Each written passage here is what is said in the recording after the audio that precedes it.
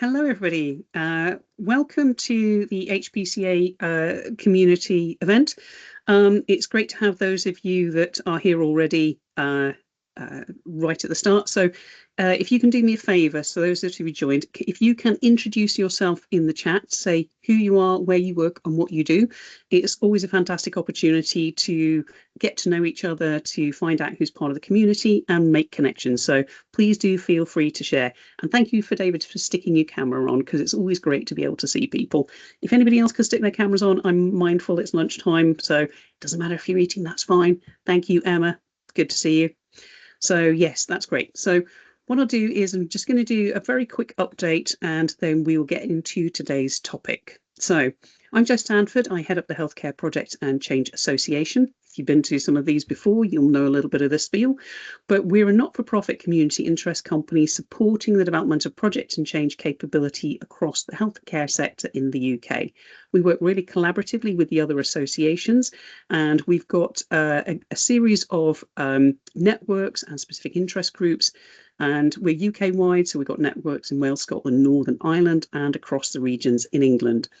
And one of the primary drivers for this is to build the professionalism of project and program management and change management. And so part of that's about how do we raise standards, how do we bring people together and support them with meaningful careers. So part of that's about how do we support the workforce.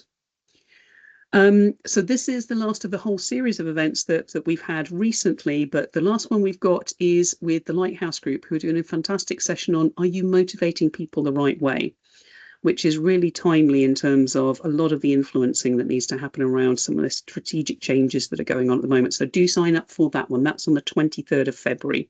We will have other events that are in the pipeline coming up on the event schedule shortly. So do keep an eye out for those. And if you're subscribed, you will get a notification saying what's coming up next. Regional networks, we've got 3 regional networks taking place. So the ones that we've got in the schedule so far, London, the South East and Wales. If you click on the link, it will take you to that to register for those particular events. Those are great community events. You don't have to just go to the one that's your local one. If you're interested, you can join any. Nobody is excluded. We will get more dates in the diary as the other regional network events come online. So as part of our role, we provide training and development, and part of that's about upskilling both you and your colleagues. So is there something where we are towards the end of the financial year? What are you thinking about for next year? What about career direction? Are there skills and competencies the organisation needs to develop?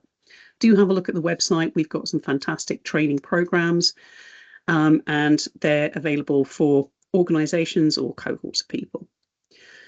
Also, we're extremely mindful of the fact that there is a huge amount of change and pressure on people at the moment, and that it's impacting, frankly, everywhere. So whether you're NHS England and you're being abolished, or you're in ICB and that's being cut in half, or you're in a trust and your SIPs are cutting services and people and functions all over the place, we know that everybody is really impacted by change. We've had a whole series of events to support people through this, and they're all available for you to watch on demand and to access the resources. So if you're feeling stressed or pressured by the changes that are taking place, do have a look at those. So there's some really great stories and some really great insights to support yourself and your teams in your organisation. Don't suffer in silence if you're feeling stressed by it all. Do join in and let us know if there's anything else we can do to help. We have some membership training events that are coming up in April and May. So these are for organisational members. So if your organisation is a member, do sign up. If you think this might be useful, talk to your organisation about maybe getting membership to support your development and your team's development. And we've got some really great specialist courses as well. Change and change capability is one of the primary things that we see that there needs to be more of. So there's a whole bunch of workshops that can support with that. Becoming a Change Ninja, that's a fantastic one, linked to published books on that. Understanding change management and building change management skills and using the tools with Julie Atkins. Understanding more about neuroscience for change, what goes on in people's heads and how can we use that to help to reduce the negative impact of change and help to bring people on the journey with us. And then storytelling, building skills to help to make the change relatable for people and how you can engage them in it. So there's some really great ones there. And if you're interested in organisational membership, do get in touch. We'd love to hear from you. Okay, so that's my spiel at an end, and I'm really delighted to introduce today's group. We're going to have some fantastic insights from the front line and from the clinical perspective. And I'm going to introduce Jeremy Shute from Ignition, who's going to tell you a little bit about what they do and who they've worked with. And he's going to introduce Anthony and Abby, who are going to bring you the fantastic insights for today. So, Jeremy, thank you for joining us today, and over to you. Joe, thank you so much, and thank you so much for inviting us and giving an opportunity to share this today. And good morning or good afternoon to everybody. So we're gonna take you through a few things today. We've been working with the Buckinghamshire Healthcare Trust (BHT) for the last 2 years or so, and we're going to share some material on our experiences. We're a little unusual. We're technically a consultancy. But there's only 2 of us, so we're local in Bucks. We both live and have worked there. This is an opportunity, I think, for us to share quite a unique approach. We're not typical consultants, so we come in and tell organizations how they should be operating because we think they already know way better than we can tell them. They've got experience and expertise, and we'll showcase how that works in this case. We also don't think that we should be selling something we've sold to somebody else, because we think every organisation, and especially in the NHS, everybody is very different. And we also don't think that there needs big transformations in trust. We think that you can squeeze 1-2% out of lots of different components and put them all back together, and you can get amazing differences just by doing that. So we're going to take you through that.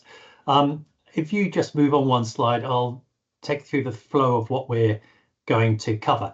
So we'll just introduce each other, myself, Anthony and Abby, and then just a brief introduction into the topic that we have today.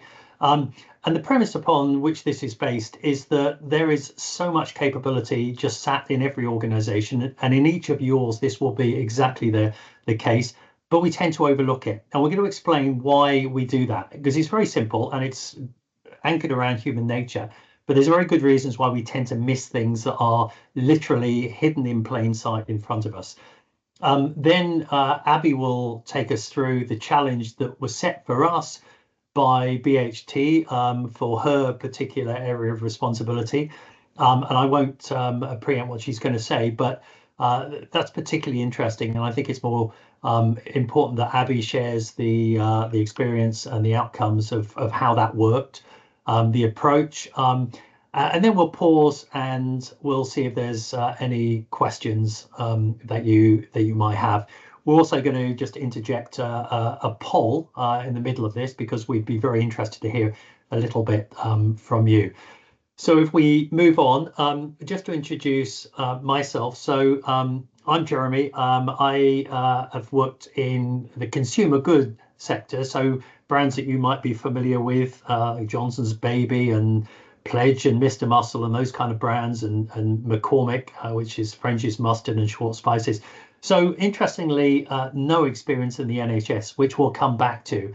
So we've set basically this operating model up because we realized very quickly that exactly what I explained up front is quite relevant. Almost being the opposite of typical consultants can unearth lots of capability, and it has benefits that Anthony will take you through that might be hidden.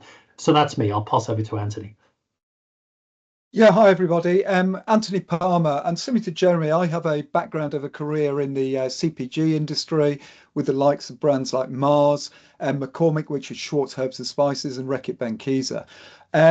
But really, I think where I've really got a lot of energy from over the last few years is aligning teams to common outcomes and making teams realise the potential they have by having everybody lined up in the same direction and delivering against priorities that they all agree to. So, and that's really where a lot of our work with the NHS goes, is getting teams aligned, getting them aligned to the outcomes, and as Jeremy said, extracting the knowledge that they have to really make some quite significant differences in performance. I'll hand over to Abi. Hi, yes, I'm Abi Lamyman. So I'm an ENT consultant in Buckinghamshire NHS Trust, and previously the clinical lead for ENT in Buckinghamshire NHS Trust. And I met Jeremy and Anthony through a project that we then worked through that I'll go through in greater detail shortly. Great, terrific. Thank you for that, Anthony. If you move on to the next slide. So we've tried to make this as intriguing as possible, and the headline is "If only the NHS knew what the NHS knows." A proven case study to release capability to drive productivity and efficiency, which Abi will take us through. But the premise of this is, if you think about the NHS, there is an enormous amount of experience and expertise. If you go on to the next slide, Anthony, the NHS has 1.5 million people, give or take, working in it, and the average tenure is 10 years. So there is a amassed experience and capability of roughly 15 million years. And BHT, Bucks Healthcare Trust, is no different. And what you'll see as Abi takes us through the challenge that she set us back a year and a half or so ago, that there is just a wealth of knowledge and experience just waiting to be untapped. So let's move on to the next slide. And this is a simple example that maybe will help illustrate the start of why we might start to overlook things, capability, value that we have in front of us, literally staring us in the face, that we don't fully leverage. So I suspect everybody on this phone call on this call will have a smartphone, very similar to the one that you see on the screen. The average person in the UK has about between 100 and 120 apps on their phone. Most of you will have it, 24 or 28 on the first page and so on. Now, some of these came with the phone, but many of them you will have put on the phone at some point because you saw value. Again, the average in the UK is usage on a regular basis of only 10 of those. So the premise that we set up when we set up Ignition is that this is a very good illustration of a typical organization. You tend to overlook up to 90% of what you already have. And that's not including, obviously, all the technical capability of the phone that probably most of us don't know even exists within a phone. So the app's a good way of illustrating a typical organization, lots that you have already staring you in the face that you're not necessarily using. So what we're going to try and do is just explain why we don't do that, because it really is quite straightforward, but there's some very good human-based reasons why we tend to miss things that are sometimes just staring us in the face. Anthony, if you move on to... Yeah. So yes, as Jeremy says, why we all overlook what we already have. And, I think that there's already sort of signs from the conversation that have already happened in this group that everybody is incredibly busy. Everybody is under incredible pressure. And so just operating the way you always do is actually just easiest for everybody, rather than digging in and trying to find new areas. The human realities of where we are is we are all overloaded. No organization is operating at 80% effectiveness. They're all at 100% capacity, and often at 105, 110%. So in reality, the chance to actually start investigating what you've already got and start digging into it and extracting that when things are sort of working already, there isn't a huge human motivation to do that. The second thing is we work in silos, and we see this isn't an NHS thing. This is across any commercial organisation, any public healthcare organisation, that there are just natural silos that happen. And that stops conversations, it stops best practice learning across teams, because people are working individually within their teams, but not sharing out and not aligning on outcomes. The third human reality is we prefer new and shiny things. So often you will hear we've got somebody coming in to the organisation. They're going to solve the issues. They're coming in with all this experience from elsewhere, and they're going to come along and they're going to be the solution to all the problems that we've had. Or we've got a new machine coming in, and that's going to solve the problems. What people don't tend to do is look at the people with tens of years of experience, often perhaps because you get we've done that before and it doesn't work. So unlocking that experience and getting the right mindset with those people is really, really important. But getting having a balance between the new and shiny and the established and knowledge is really, really important. One of the things we often do in workshops is we get teams to line up across the room with their years of experience. So we get the people with the longest serving at one end, and the line goes through to the shortest, the shortest serving people. And what we talk about is the cohesiveness of that group, that you've got people who have been long time servers, who have got years and years experience. They know what works, they know what doesn't work.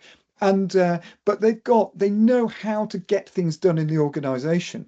But at the other end of the line, you've got people who have got not a lot of experience within the organization, but perhaps come in with really fresh eyes and really can challenge conformity and really think through things differently and add a different perspective.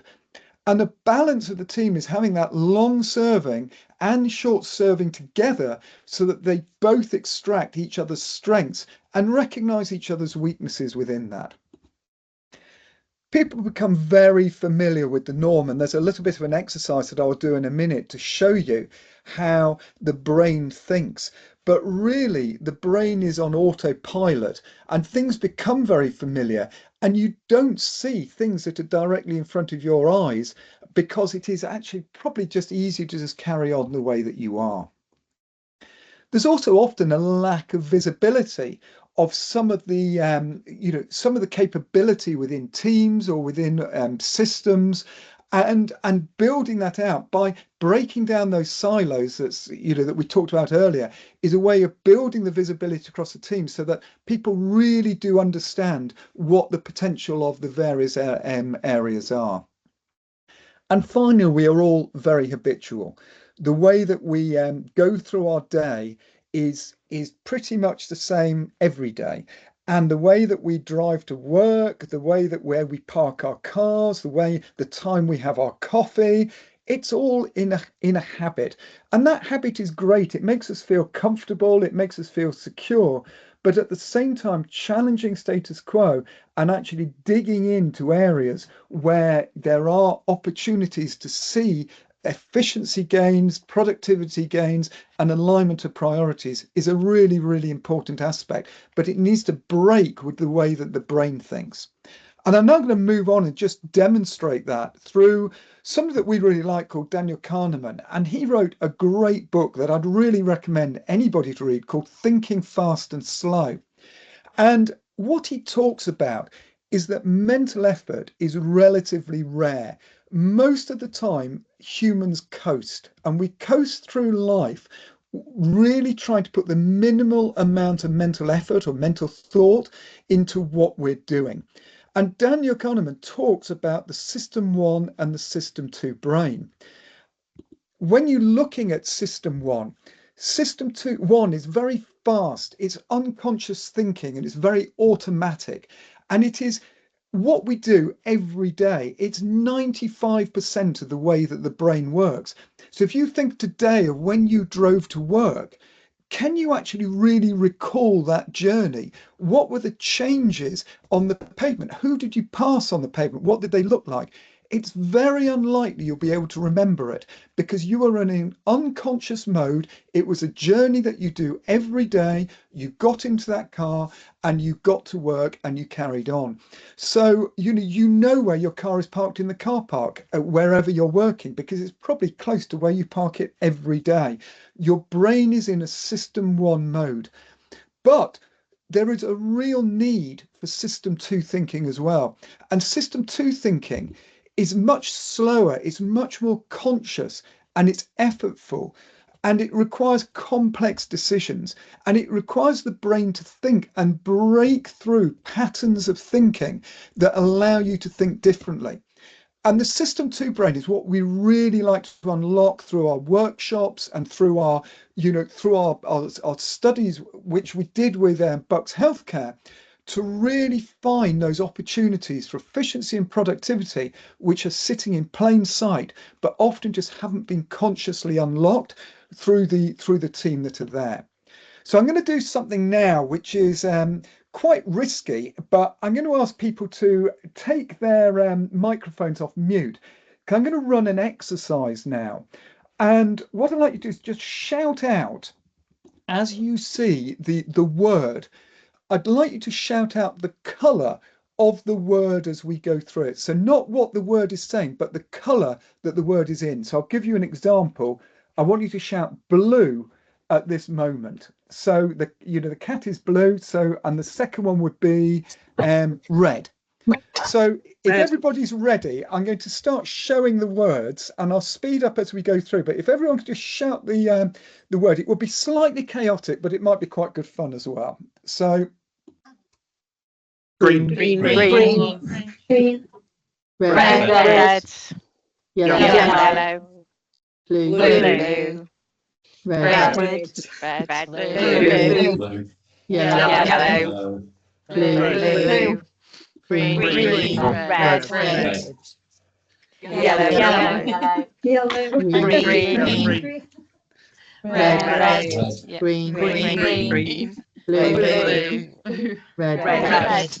well, you all did very well there, but did you see the mental processing you had of the second line of red, blue, yellow, blue, green, red versus the third line when your brain had to move into system 2 thinking and actually start processing that green isn't green, it's actually yellow, and red isn't red, it's green.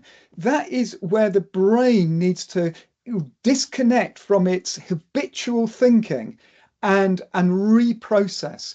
And that's where real value can be got out of working with teams to get them thinking beyond the automatic and the easy ways of thinking, to unlock patterns which are perhaps in plain sight but just not visibly seen and not appreciated. So this exercise sort of demonstrates how the brain works and how habitual it is.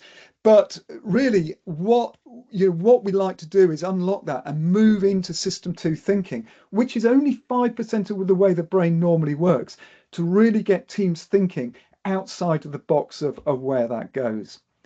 So Jeremy, I'll move on to you. Yes, thanks, Anthony. So a little bit of participation, well, more participation beyond that last exercise. We have a small poll, and there are 2 questions that we'd like you to answer, and Helen's going to submit these. Anthony, if you go on to the next slide. So the first one is, how much untapped improvement potential do you think exists in your service today? So either very little, some but hard to access, a lot, we lack the time to unlock it, or a huge amount. We'd love to just get a sense for, in your organization, how much more do you think there is to squeeze out? So I'll leave you to submit. Okay, I think we've got a directional steer. So I hate to call people average, but you are very average. This is exactly what we typically see when we ask organizations this question. So you will get a couple of people that will say, we've actually squeezed quite a lot out, and some people will say there's a little bit, but it's a bit hard to get to. But most people are in column 3, which is a lot, and there's various reasons why they don't tend to access it. And also occasionally a few who say, yes, there's a lot, but it's really tough to get started. So with that in mind, we're going to ask you one more question, and then we'll be done. So thank you for that. This question is, what stops you releasing the capability that you have? Is it a lack of time, or just so many day-to-day pressures, as Anthony alluded to? Too many priorities at once, tough to make decisions or avoid delays in decision making, or you just don't have the capacity to get these changes done? I'll leave you to vote. And this is fairly typical as well. There are a number of different reasons why organizations are unable to. I mean, we've said up to 90% of capability is left unlocked, and all of the reasons that you've selected here are very typical. There is a lack of time and operational pressure. I mean, especially in the NHS, when you're dealing with people's health, there's always a pressure, and especially time related. On that, you don't have enough resources. If you have any gaps, because the team is normally quite tight, it's difficult. Too many priorities all at once. There's lots of things that's being demanded of you, and sometimes measures change, metrics change, and you're being asked to measure different things. So lots of things going on at once, which was the majority of you, which is interesting. Decision making or approval delays. But we also come across, we've worked with 11 different clinical directorates across Buckinghamshire Healthcare Trust, so lots of different groups. And sometimes it is difficult to get decisions to be made quickly, even on sometimes small things. And then finally, only one of you selected limited capacity, but not everybody is sitting there with the capacity to be able to do additional things. And we're very conscious of that when we work through the implementation. So thank you for participating in this. You're very much in the camp of many of you feel like there's a lot to squeeze out, and most of you feel like there's a number of different pressures that are going to prevent you from getting the optimal access to the value that you have in your organisation. So my pleasure to pass you on to Abi. Abi, I and Anthony met. I think it was just a year and a half ago or so, in June 2005, was it, Abi? Or four? No, 2004. And Abi will take you through the challenges she set us. At the time, we were new to the NHS, so we were quite intrigued to see whether this model of extracting the capability that we felt existed worked. But it was the very first project that we encountered, and Abi was one of the first people that we met. So I'll pass over to Abi to take you through the challenge and how it all worked out. Thank you. So I thought I'd start with just a little bit about our team within Bucks ENT. So we are now a team of 9 clinicians, having grown from 4 consultants over a 3-year period, got visiting residents, and unsurprisingly have a large elective waiting list, which has only expanded with the new clinician appointments.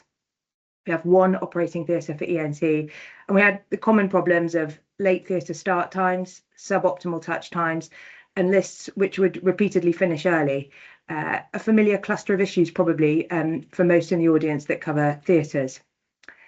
Fundamentally, as Jeremy's described, our team actually did know the problems all too well and had their own ideas of solutions, but there was perhaps a sense of an institutional obstacle preventing progress and leading to improvements being made. Attempts had been made in the past, possibly without success, and that built an increasing sphere of cynicism around trying to make any headway into improved efficiency. We've previously been handled, I would say, by management consultant groups over the years, which was largely, to be frank, a rather passive process, whereby clinicians and the wider team weren't usually part of the consultation and therefore lacked engagement with the process. So I admit to scepticism when Ignition approached us, and I remember all too well that I perhaps wasn't my friendliest self in our first meeting, stating something along the lines of, I think I didn't want to be told what to do all over again because it hadn't worked in the past. However, the Ignition process from the start was altogether different. So after an initial online meeting to get to know one another and consider what the options were that we could focus on, and obviously, like every team within the NHS, we had lots of options of things that we could fix or improve on. We set about choosing one to focus on, which was our theatre productivity, and then set about creating a list of stakeholders. In our case, because we were focusing on theatres, our stakeholders were varied and a wide group. So they included surgeons, anaesthetists, operating department practitioners, the day surgery ward nurses, theatre bookers, and service managers. We arranged a date, crucially, for a fixed period of time, a number of hours in a morning, whereby we would all meet face to face, succinctly, to talk through this problem and to see what the solutions might be. So we were all in the same room, and some of these people had only ever had email conversations prior to this. To be in the room together, firstly, fostered open communication fairly quickly, and broke down those pre-existing walls of digital-only relationships that had existed. My experience from being in the theatre coffee room is that everyone does have things that they would like to improve within the NHS, and often they can be quite passionate about that, things that frustrate them at work. And actually, it became very apparent being in the room with Jeremy and Anthony that that fundamental frustration with some of the shared problems immediately united us. So there was a low level of simmering irritation about straightforward issues on the surface, such as when do we send for the next patient to come down to theatre? And they were brought to the fore. I would say that we did need to be, and we were carefully kept on track when trying to veer off on a tangent by Jeremy and Anthony. And over the course of that relatively short period of time, there was a sense of excitement in the room at being given the time and the space to think deeply about the problems that faced our service and the processes that were inefficient, that we could see patently staring at us, but being given the breathing space to try and work through what were the priorities and how potentially we could see ways to fix this. So in small groups, we then used a post-it note system employed by Ignition, combined with a Sharpie, which forced us to be concise and was satisfyingly tangible to have those post-it notes. So we came up with defined goals and eventually, with a bit more difficulty, a short list of those that we were going to focus upon. And there were inevitably some problems that were beyond the scope of this. Other trusts may be familiar with perhaps IT hiccups that aren't resolvable through this system necessarily. The sense of us all being focused on these aims was very positive from the start. So we were guided through the discussion on solutions and everyone's voice was heard. And I think at times where people may have been more reluctant to speak, they were encouraged by Jeremy or Anthony so that they were heard. And that confidence within the group grew. We then tried to find how these fixes, how they could come about, and crucially, we were awarded responsibility for certain tasks, and the accountability to do our bit, as it were, was vital. Following on from that meeting, we then moved on to the action engineering aspect of the Ignition approach, which involved meeting weekly, every single week as a core group to relay our progress or report on hindrances. And that process was reassuringly useful. The frequent contact allowed us to feel that the load was shared, help was offered when we were stuck on something, and also we were not permitted to just leave the task for another week. All managers were managed, and as clinicians, we were kept to task. The traffic light system that's employed during these weekly action engineering meetings was useful. It would track our progress on each achievable step, similar to a star chart for a troublesome toddler, and was remarkably practical, motivating. And for most of us working within the model hospital data, it was just like filling out our GIRFT form. So what we were red, amber and green on. And of course, we all wanted greens. There were some issues that did need support from higher up the food chain than were within our group.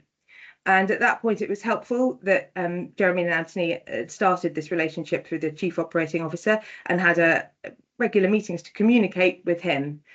So that was useful in actually getting certain things done. For example, changing contractual terms for a paediatric ward opening time, but also allowed all of us in the room to feel heard by those higher up. And I think in a small group to feel that there's a link directly to the COO and the CEO made us feel very valued, made us potentially put more effort in.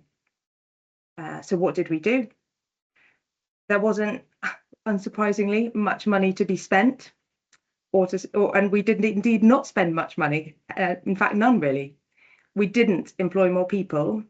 We didn't open our theatres earlier in the morning. We didn't stay open later in the evening. We didn't make investments in new kit, and we didn't get new estates or build a new hospital. We used what we had better. We found ways to get all theatre lists to start on time rather than 10 to 20 minutes late. We booked our theatre lists in a planned way to 105%. We recognised our successes and those areas which remained a problem. We found a novel way of locating a patient waiting for surgery right outside the operating theatre in a chair, sat by with a porter, in the absence of a formal holding area, which is what we'd have loved. And we standardised sending times for the next patient in all theatre lists. As we know, standardisation is probably the direction of travel for lots of things within model hospital and efficiencies of working in the NHS. And for the people in the team who might have had concerns about pushing to send, actually by standardising it, it relieved that pressure from them. They were able to do it freely.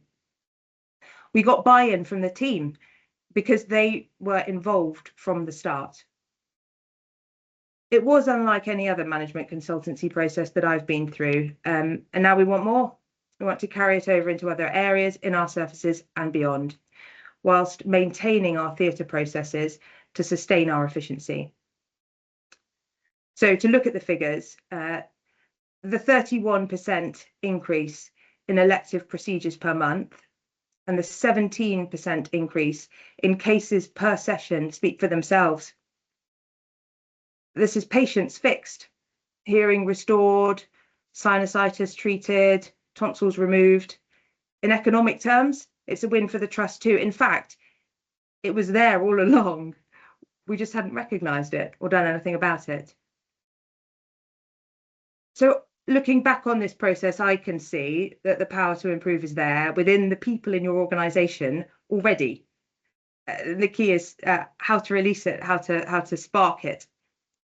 Discovering the sources of friction for individuals in your area and trying to capture the wisdom held, I think is the first step.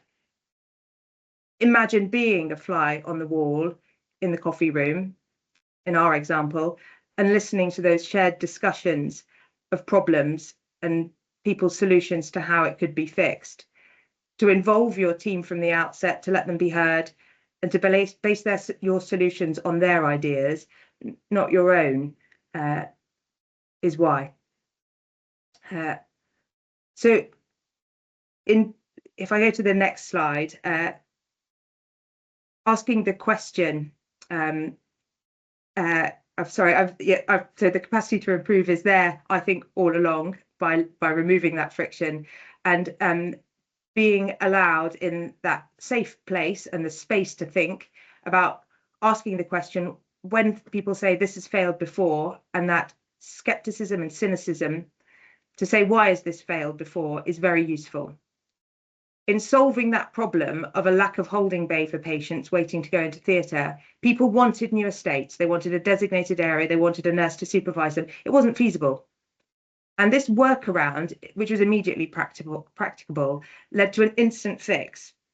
The culture around this and allowing ourselves to think outside the box and change traditional beliefs of where a patient should be sat was all permitted by creating the environment, both within the workshop and the action engineering meetings, where people could be open and yet unafraid of the challenge, and having the support from higher above to allow us to do things in a novel way. The rewards appear to have extended beyond the project in terms of the team. That stakeholder meeting helped build stronger relationships and better communication, and that's continued to grow and reap unforeseen rewards, which gives us confidence with future projects. So a sustainable model for how your teams work together in the long run, rather than a project fixing a problem and moving on. Thank you.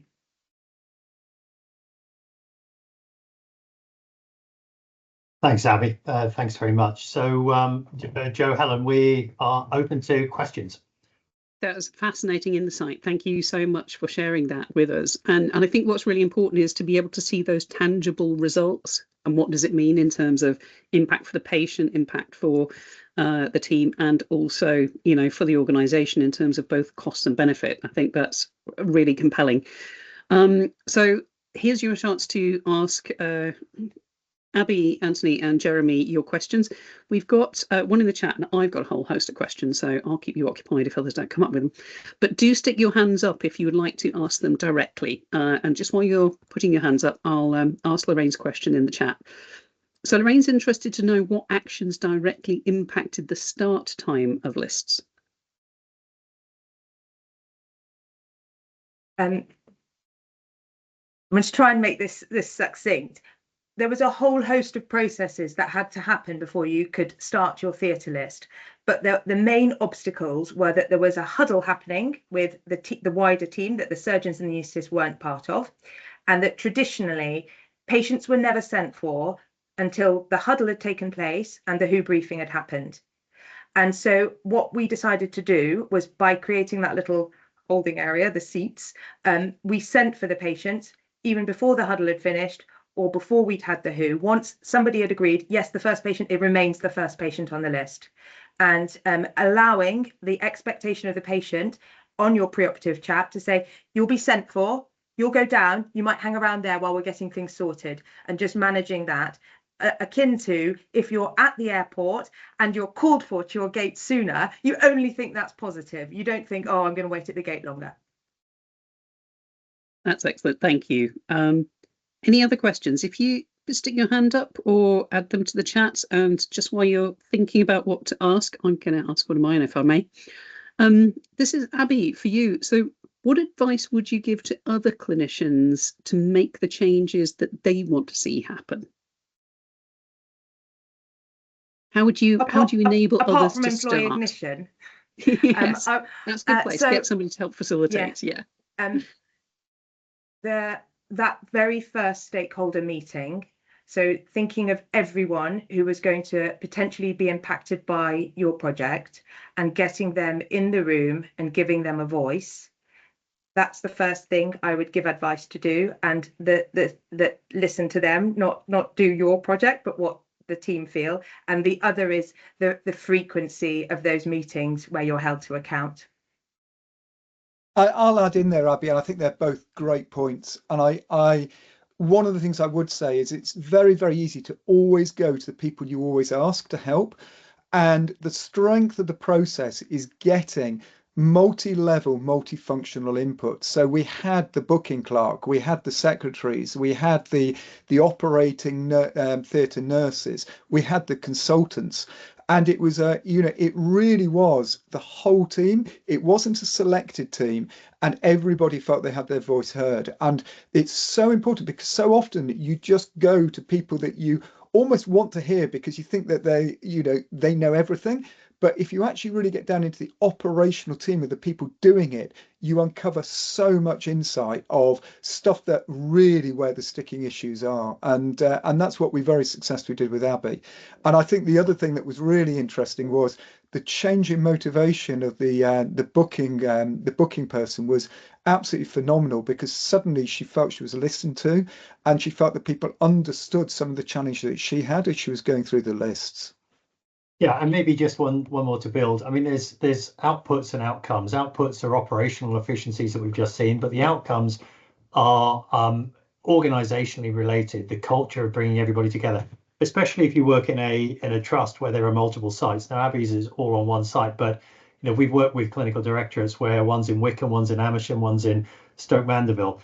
And sometimes we have instances where people have worked with others in their group, but either not met them at all or haven't seen them for a long time. You'd be quite surprised how often that happens. So this is an opportunity to get everybody also operating more closely together. That's very sound advice. Thank you. Good answer. So we've got a hand up from Paula Longdon. That's great. Thank you, Paula. Do you want to ask your question? Yeah, I've got a couple. That's fine. And I've not actually thought it through enough to think what my questions necessarily are. So I suppose the first one is probably more around the actual process of, and it was really interesting that you'd done it in person. And I was reflecting on that because we tried to do some work with theatres ourselves. And I think we relied very much on Teams because we're across two sites when it comes to theatres.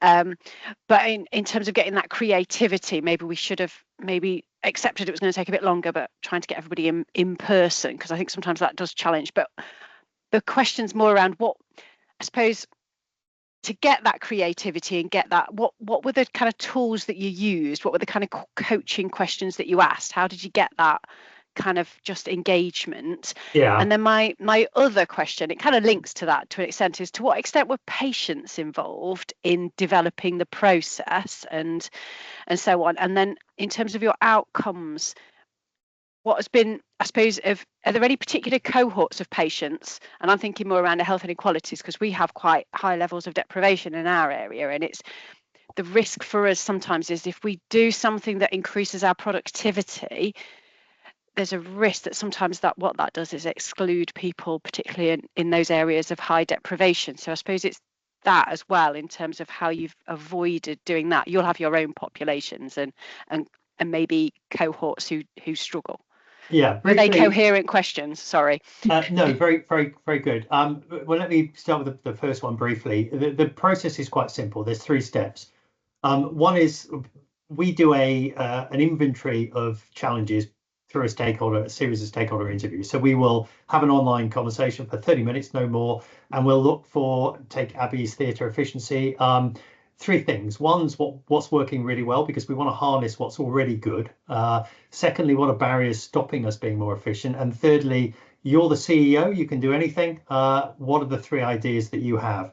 We always, and we've done this a lot, both with the NHS and other clients, always find themes. People always know what's working well. They always have the barriers, and they also have ideas that are often common, but you see them from slightly different angles. We then do the workshop. It's better face to face, even if it's across different sort of geographical locations, because as you've alluded to, people can feed off of each other, and also people meet each other for often the first time, or it's very infrequently. So we do that in BHT because there's different sites with different clinical directorates. And then the sort of non-sexy bit, which is taking the outputs of that. So we encourage the team to prioritize essentially around what's going to be most impactful against the challenge that we can get done, because building a new hospital, a new IT system, adding 50 more people isn't always practical. But some of the things that Abi's talked about are absolutely within our gift. So once we've got those and we've gathered, okay, these are the things that we've identified to do, we then go into implementation phase, as Abi said, weekly, 30 minutes, no more. We cut off after 30 minutes, but it gathers regular momentum to deliver things. So that's a kind of sense of how we work. Very, very straightforward and non-time consuming, because we recognize people don't always have enough time. Patients. Abi, did you want to comment on the patient part? Yeah, sure. We also have a huge difference. We have some of the richest and some of the most deprived areas in Buckinghamshire. So in this project, it did not affect patients whatsoever, except for the good. There was no prior selection of certain patients based on their ability to respond to messages to come in sooner. This was all about our processes of how we did things to get more patients through the lists. So in this project, I can see how maybe some others involving IT particularly might do, but this didn't impact on patients in that way. Yeah, and I'll also just add in the patient experience was front and centre. There was a big debate about the cool down of patients and does it make the patient more nervous sitting outside an operating theatre than sitting on the ward?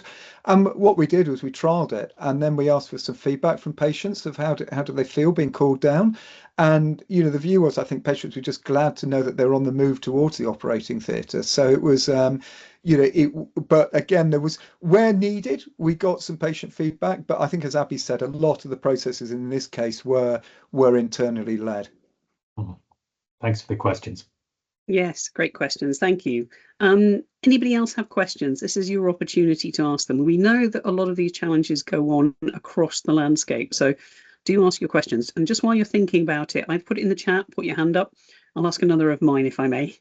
So Abi, were there any cultural or behavioural challenges that needed to be addressed to embed the changes in practice? Many. Apart from the initial hurdle of me saying, oh, I don't want another management consultancy coming in. And the age of the clinicians, so those closer to retirement were naturally more cynical and were very unkeen to trial anything. And that was across the board, actually, in any of the workforce. Once the people who had been at the stakeholder meeting had attended that and been part of that, that changed for them through the process. And then I suppose it relied on us continuing to model that positive behaviour of, yes, this is what we can achieve. Having the support, for example, of the theatre sister, as well as the theatre nurses who attended, meant that that ripple spread through the theatre team. Having the ODPs, they had their own little wave that they went through. So that from the staff point of view, giving them a small number of defined goals that we were setting about achieving and providing them with the route to how we were going to improve it, not saying just sort it, I think then meant that all they had to do was to just turn up and do their job as normal, but with these perhaps slight changes that we were going to configure around them. So largely from our perspective, I think that gradually resolve those issues as they started to see the wins, they started to get the positive feedback. Obviously, that then led to more positivity. With regard to the patients, there was a lot of discussion about what is and what isn't appropriate or acceptable for patients. For example, the consent process. Through electronic consent, how long are you going to spend with those patients on the ward before you go down to theatres, and how long is the minimum that then means that they've had enough time? All of those things, I suppose we, like sitting them on the chair, we were guided by the way the patients responded, their thoughts, their beliefs afterwards, and there wasn't really any negativity about that, because you do get the feeling that once they're in the hospital, they just want their operation, and once they've had their operation, they just want to be back at home. So Jeremy and Anthony have got more to say. Anything to add to that one? No. So, David, you had your hand up. David Greer, did you still have a question to ask? Do you want to come in? No, my question was answered. I was simply going to ask about resistance to change, and you answered it fully. Thank you. I think the one of the benefits of the resistance to change is the way we feed back is always, these are your points of view, your ideas, and so we're never telling people what to do, and that's a real strength, because people don't like being told what to do, and the way change happens nowadays, they want to be brought with them rather than just being given this mandate of where to go. So if there is debate about some of the themes or insights we go, well, this is really interesting, let's discuss this, because this isn't us making this thing up, this is what has come back through the interview process. I think the other thing I would say is the way we conduct the interviews for half an hour, we know how busy everyone is in the NHS. So when we come in and we tell a team, the resource commitment for the first part of the project, pre-implementation, is half an hour of your time for an interview and 4 hours for a workshop.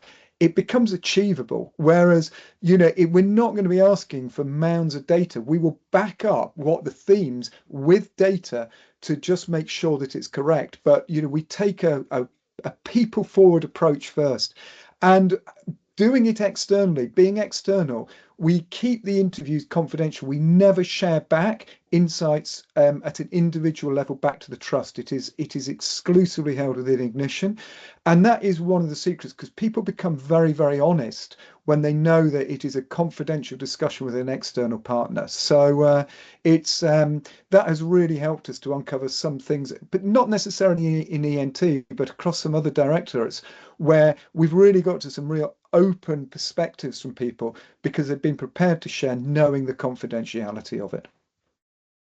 Yeah, it's quite gratifying to see it working. I mean, we've gone from never having had any experience with the NHS, but we felt that we didn't have to because so much exists, to 11 different clinical directors, all very unique challenges.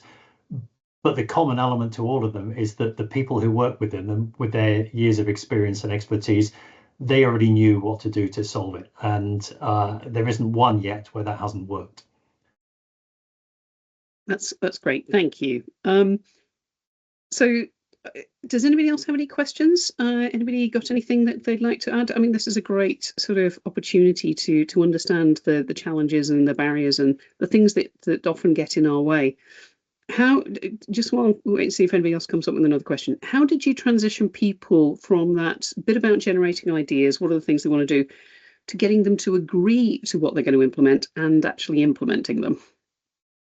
How do you get them all on the same Shall I go page for if they've this? got different ideas? Sorry. So that's the beauty of the workshop approach and having it face to face, that you have got what you're asking to people to do is build out the themes. So there is ownership from within the team that they have come up with these themes. And often what you get is you might end up with 12 themes that are sitting on the wall, but the reality is there are 4 that will make 80% of the difference. And there's lots of other stuff behind that. And so what we do is we always go back to the challenge statement, and we always go, we're trying to solve this. In Abi's case, it was theatre efficiency running through, but making sure, and we always talk about what we call compass synchronization. If you're flying from London to Singapore and you're 5 degrees out, you end up in Indonesia.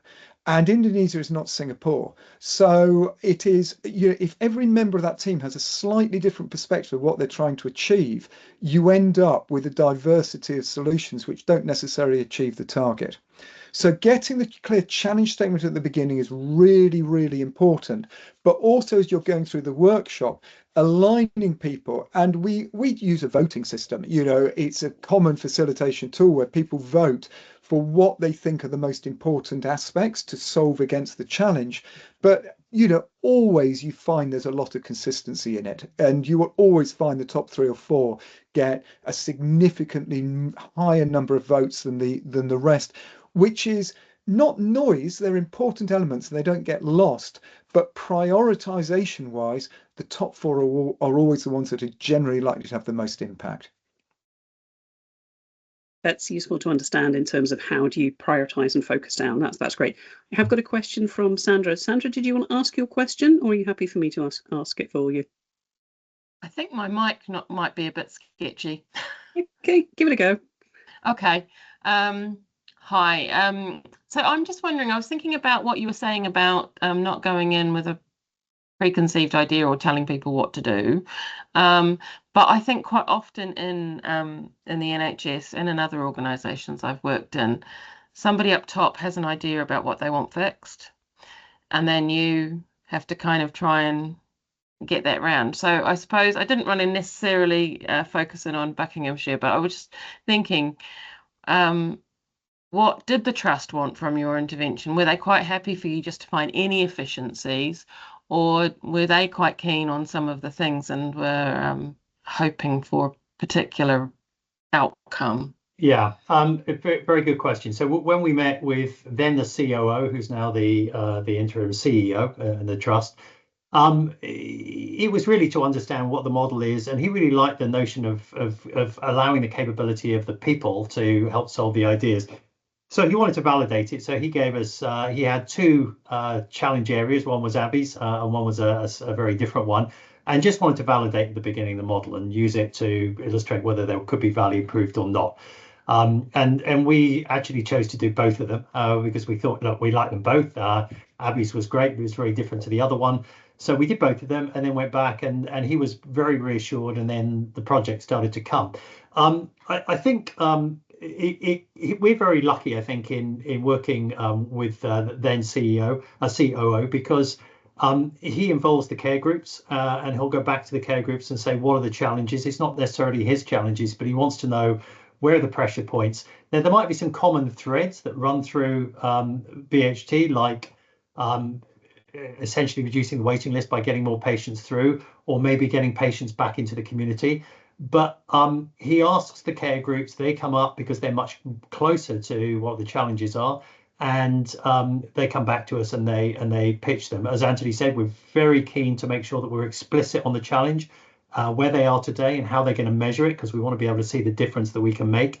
But it is very much down to the care groups to make sure that it's something that's important to them, with maybe a few threads of important sort of goals that the trust has, where that lens gets applied as well. Okay. All right. Well, fantastic. Thank you for your questions. Those are really good ones. And thank you so much, Anthony, Jeremy, and particularly Abi, given how much time pressures we know are on you. So I really appreciate you giving your time today to share what you've achieved and the value it's generated, and for sharing the lessons with us. And these are great things to take away. So thank you all for your time. Please fill in the feedback form to let us know how it went, but also there's contact details for Ignition in the chat if you want to ask them any more about it. And yeah, it's a great case study. Thank you so much for bringing that to us today and sharing what's possible. Thank you, everybody, and see you Thanks at a lot, the next everyone. event. Thanks for the invite. Thank you. Okay. Thank you.